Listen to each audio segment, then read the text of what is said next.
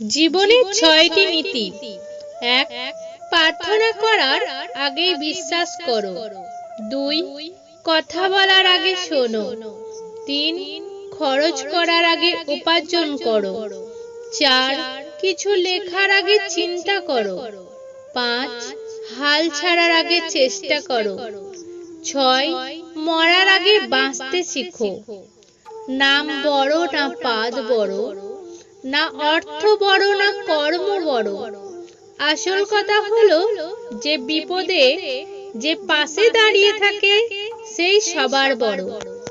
নিজের বাড়ি ভালো হোক কিংবা ভাঙা হোক, নিজের বাড়ির মতো শান্তি কোনো রাজপ্রাসাদেও পাওয়া যায় না।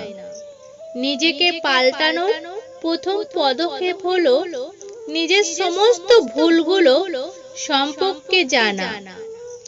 জীবনের যত বেশি মিথ্যা বলতে পারবে তত বেশি মানুষের ভালোবাসা পাবে। গৌতম বুদ্ধকে একজন জিজ্ঞাসা করলেন, আপনি এবং এত বড় হয়েও নিচে কেন বসে? অহংকার রূপের জন্য নয়, গুণের জন্য থাকা উচিত। অহংকার তারাই করে যারা হঠাৎ করে এমন কিছু পেয়ে যায় যা পাওয়ার যোগ্যতা আদৌ তাদের ছিল না। তখন গৌতম বুদ্ধ মৃদু হেসে বলেছিলেন, নিচে বসে থাকা মানুষের কখনো নিচে পড়ে যাওয়ার ভয় থাকে না।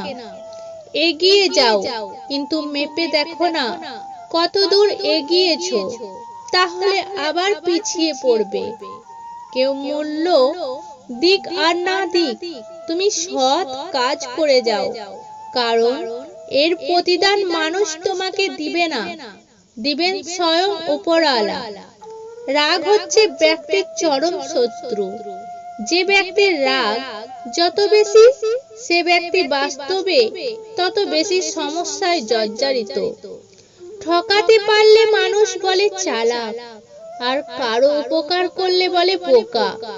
এটাই বর্তমান সমাজের নিয়ম। তোমার পেছনে যারা তোমায় নিয়ে সমালোচনা করে তাদের তোমার পেছনে রেখো, কারণ তারা তোমার পাশে থাকার যোগ্যতা রাখে না।